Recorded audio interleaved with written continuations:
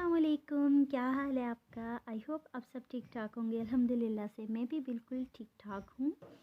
और अल्लाह ताला से दुआ है कि अल्लाह ताला आपके ऊपर भी अपना फजल और करम करे और हमारे ऊपर भी। कुछ 2 दिन पहले मैंने एक पोस्ट डाली थी कि मैं एक ज़िंदगी के खूबसूरत सफ़र पर मैं जा रही हूँ और इस सफ़र में मैं आपको भी अपने साथ रखना चाहूँगी क्योंकि सफ़र है ही इतना खूबसूरत। और मैं ये बताती चलूँ कि मैं हज उम्रे की सआदत के लिए जाना चाह रही हूँ और अल्लाह ताला जिसे चाहे अपने घर पर बुलाता है, दर पे बुलाता है और अल्लाह ताला ये मौका सबको दे और हर बार बुलाए और बार बार बुलाए और एक बार बुला के फिर बुलाए। और इस खूबसूरत सफ़र में आप भी मेरे साथ होंगे। हमारी एक छोटी सी यहाँ पे ट्रेनिंग है और इस ट्रेनिंग में आप भी मेरे साथ होंगे, तो कहीं जाना नहीं है। और ये सारी वीडियो आपने देखनी है, लाइक शेयर और सब्सक्राइब ज़रूर करना है। छोटी सी हमारी फैमिली, इंशाल्लाह हमारी फैमिली भी बड़ी होने वाली है इंशाल्लाह, और इसमें आपका साथ बहुत ज़्यादा ज़रूरी है। तो बने रहिए मेरी वीडियो के साथ। और आका सल्लल्लाहु अलैहि वसल्लम के रोज़े अतर की ज़ियारत भी नसीब फरमाए। तो ये बहुत ही एक खुश नसीबी का सफ़र है, बहुत ही खुशबख्ती का सफ़र है। नबी पाक सल्लल्लाहु अलैहि वसल्लम ने फरमाया, हज और उम्रा बार बार किया गया।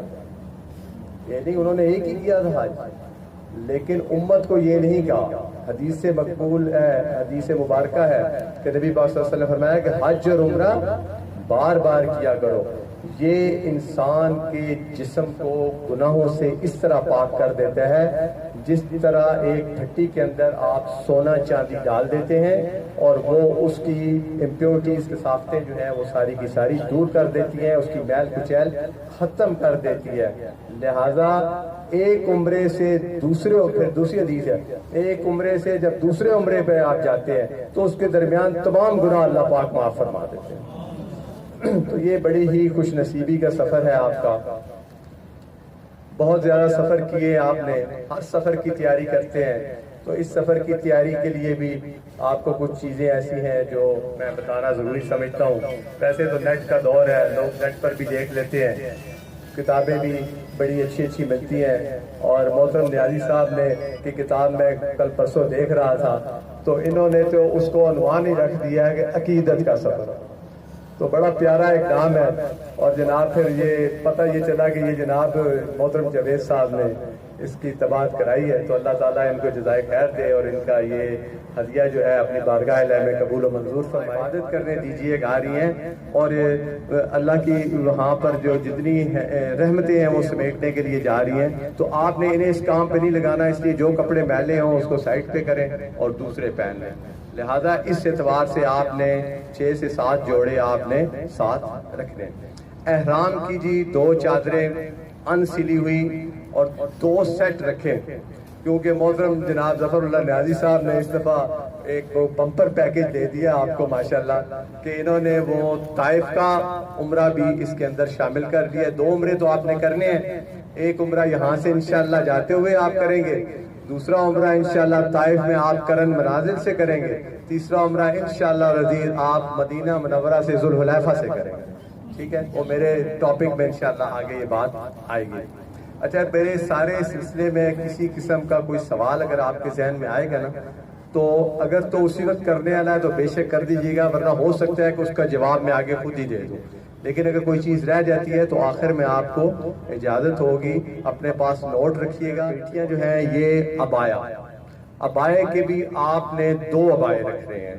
2 अबाए इसलिए रखने हैं कि आजकल तो वैसे भी आप लोगों पर तो अल्लाह की वहाँ पर रहमतें ज़्यादा हो गई हैं कि मर्द जो बगैर एहराम के अंदर जाने ही नहीं दे रहे, और वो ख़वातीन जो हैं वो जब जी चाहता है वो चली जा रही है, क्योंकि उनके कपड़े ही उनका एहराम है। वो तो 5 नमाजें भी आप मुताफ के अंदर जाकर पढ़ सकती हैं, जबकि हम लोग जो हैं हमें तो फिर एहराम बांध कर जाना पड़ेगा अगर हम नफली तवाफ भी करते हैं। अगर तो बंदा ठीक है, सेहतमंद है, फिर तो छत पे वो हर वक्त कर सकते हैं आम कपड़ों में। लेकिन अगर वो मुताफ के साथ करना चाहता है और बैतुल्लाह के साथ लिपटना चाहता है तो फिर ज़ाहिर है उसको मुताफ में जाना पड़ेगा, तो हालत एहराम में जाएगा। मैं आपको 2 अबाए किस लिए कह रहा हूँ। एक दफ़ा एक میری بہن نے ماشاءاللہ وہ ٹیچر تھی تو بڑا اچھا ایک سوال کیا. تو پڑھے لکھے لوگوں کے سوال بھی پڑھے لکھے ہوتے ہیں. تو نے کہا تھا جی عبایا جو ہے ہمیں دو تو آپ کہتے ہیں لیکن میں اس کا مقصد آپ کو سمجھاتی ہوں کہ یہ کیا ہے. ایک عبایا آپ نے وہ رکھنا ہے جس پر آپ جب جو پہن کے جائیں تو نمازیں ادا کریں گی اور بیت اللہ کے اگر غلاف سے آپ لگ رہی ہیں, اپنی بخشش کروا رہی ہیں, گناہوں سے معافی منگوا رہی ہیں, بیت اللہ کے غلاف پر لگی ہوتی ہے خوشبو, اسی طرح حجر اسود پر بھی لگی ہوتی ہے خوشبو. تو وہ خوشبو اتنی تیز ہے کہ وہ آپ کے اس عبایا کے ساتھ لگ جائے گی. تو دھونا تو وہاں آپ نے ہے نہیں ہے, لہذا پھر جب آپ عمرہ کریں تو عمرے کے عبایا جو ہے وہ آپ علیحدہ رکھیں. مسجد میں نمازوں کا عبایا ٹھیک ہے, یا نفلی طواف کا عبایا جس میں آپ یہ سمجھیں کہ آپ نے بیت اللہ کے غلاف کو چھو لیا ہے یا آپ کا عبایا جو ہے اس کے ساتھ مس کر گئے, تو پھر آپ نے وہ عبایا جو ہے عمرے کے لیے نہیں رکھنا, کیونکہ عمرے میں جو چیز آپ نے پہنی ہے وہ خوشبو اس میں حرام ہے. ٹھیک ہے, تو مرد حضرات کے لیے بھی دو احرام میں اس لیے کہہ رہا ہوں کیونکہ ایک تو کے سامنے پہنچنے سے پہلے رائٹ سائڈ پر آپ دیکھیں تو ایک گرین لائٹ لگی ہوئی ہے, بعض کا بلب لگاتی ہے, بعض کا ٹیوب لائٹ لگی ہوئی ہے گرین. وہ اس بات کی انڈیکیشن ہے کہ آپ اس وقت جب آپ کی بیک اس کی طرف ہوگی تو آپ کا منہ جو ہے وہ حجر اسود کی طرف ہوگا. ایسی ہے جی. تو یہاں تک آپ نے آنا ہے, اس سے تھوڑا سا پیچھے مرد حضرات نے کیا کرنا ہے, کیونکہ رش بہت زیادہ ہے, یہ کام آپ کو چلتے چلتے کرنے پڑیں گے.